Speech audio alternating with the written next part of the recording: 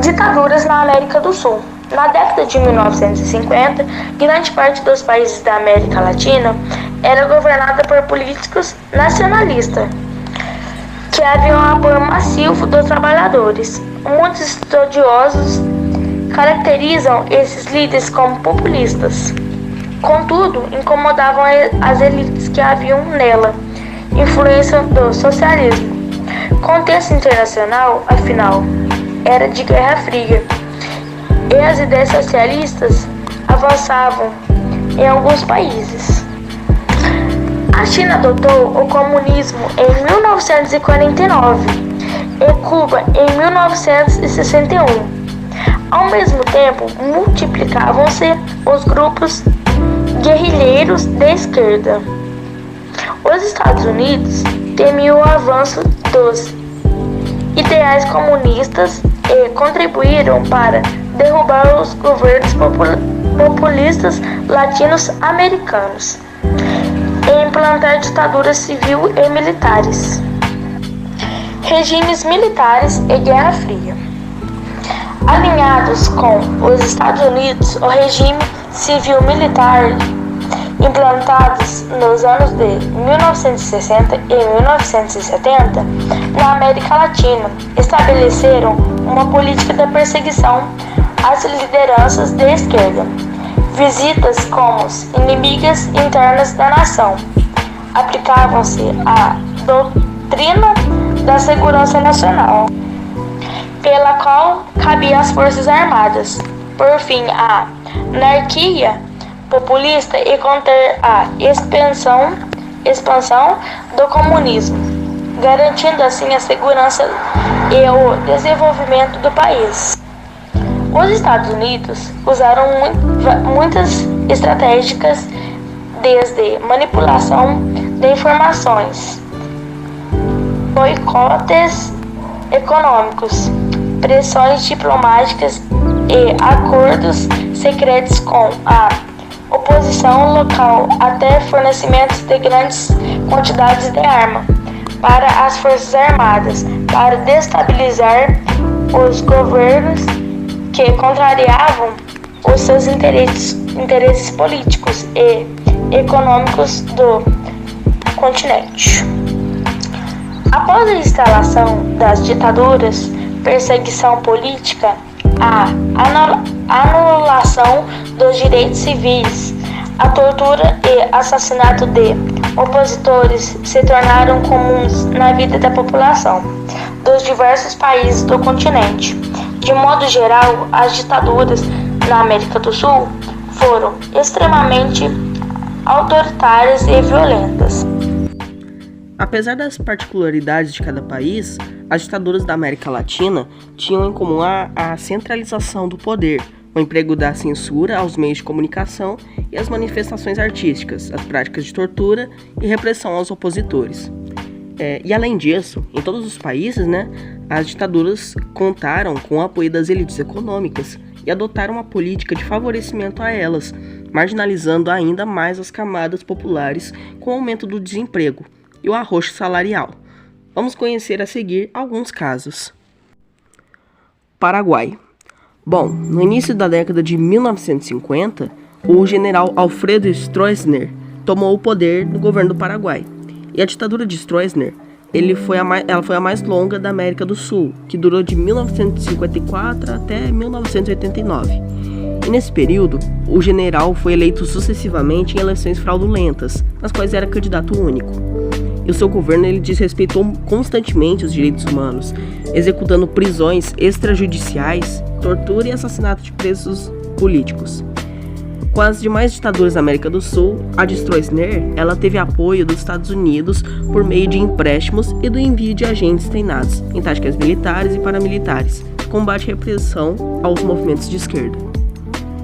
E durante essa ditadura do Stroessner, o Paraguai vivenciou um crescimento econômico tanto no setor industrial quanto no setor agropecuário, se fortaleceram por meio dos investimentos estrangeiros, vindo especialmente dos Estados Unidos, E esse crescimento econômico, porém, beneficiou as elites e não alcançou a maioria da população paraguaia.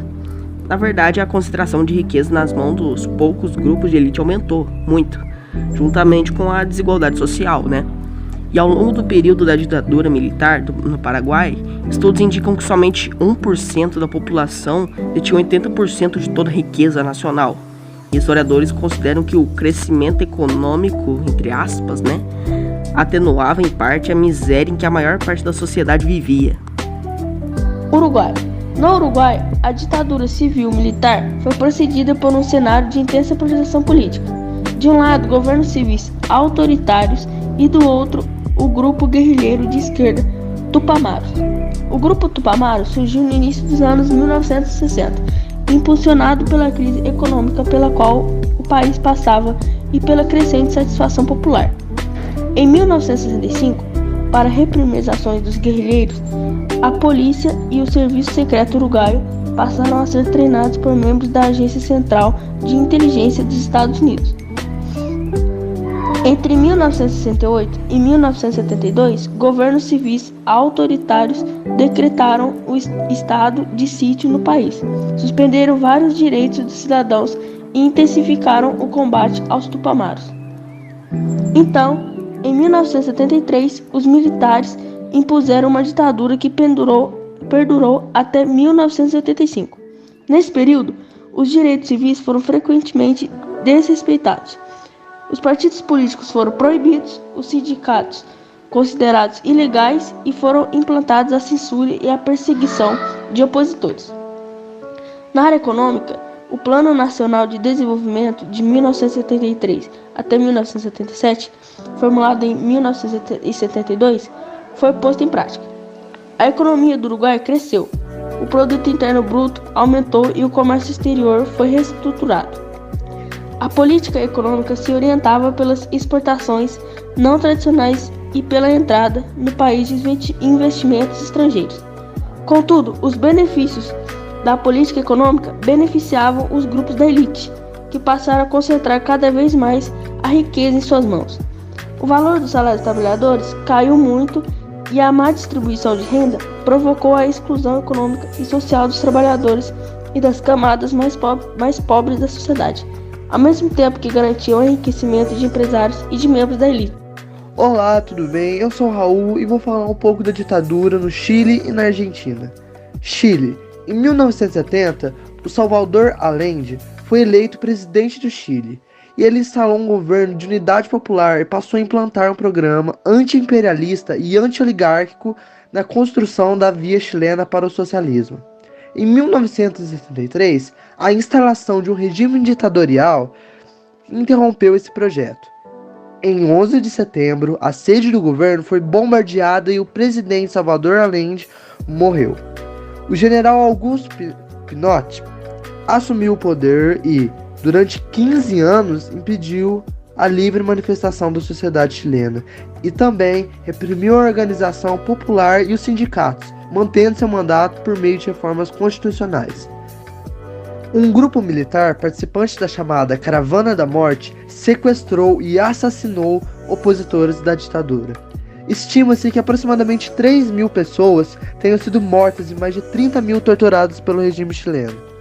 O governo ditatorial de Pinochet implantou uma reforma econômica que seguia claramente os princípios neoliberais, com a privatização de companhias estatais, a entrada de capitais estrangeiros no país, a abertura à importação, a diminuição drástica dos gastos com o Estado, a substituição do ensino público pelos créditos estudantis, a privatização do sistema de seguridade social e a redução dos benefícios sociais. Essa reforma econômica foi influenciada por um grupo de economistas chilenos que, após terem estudado em uma universidade de Chicago, nos Estados Unidos, ficaram conhecidos como Chicago Boys. No entanto, essas mudanças na economia agravaram a desigualdade social no Chile, aprofundando a má distribuição de renda e piorando a situação de pobreza da maior parte da população. Além disso, diminuíram o poder aquisitivo dos trabalhadores. A ditadura civil-militar no Chile durou 16 anos e, em 1990, um novo governo foi eleito democraticamente no país. Argentina. Em 1976, foi instalado um regime ditatorial na Argentina, com o objetivo de destruir a oposição e os movimentos de esquerda e de alinhar o governo argentino à política conservadora de outras ditaduras do continente. A ditadura argentina, que durou de 1976 a 1983, foi uma das mais violentas da história latino-americana. Os militares criaram 340 campos de concentração, onde torturaram e mataram cerca de 30 mil pessoas. Aproximadamente 9 mil argentinos foram presos e nunca mais localizados. Muitos desses presos foram lançados vivos de aviões que sobrevoavam o Rio Prata, nos chamados voos da morte.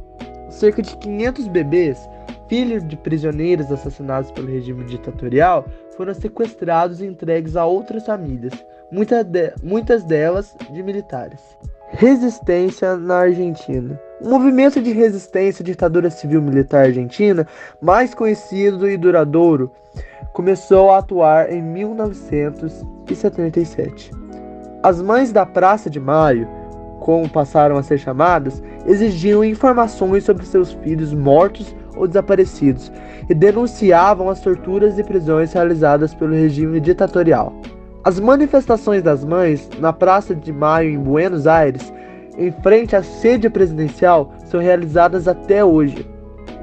Alguns grupos de esquerda optaram pela luta armada, como os montoneros, que defendiam a guerrilha urbana como estratégia para derrubar a ditadura.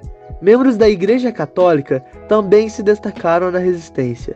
Foi o caso das freiras francesas Alice Domon e Léonie Ducret, que participavam do movimento ecumênico pelos direitos humanos e desapareceram durante a ditadura argentina.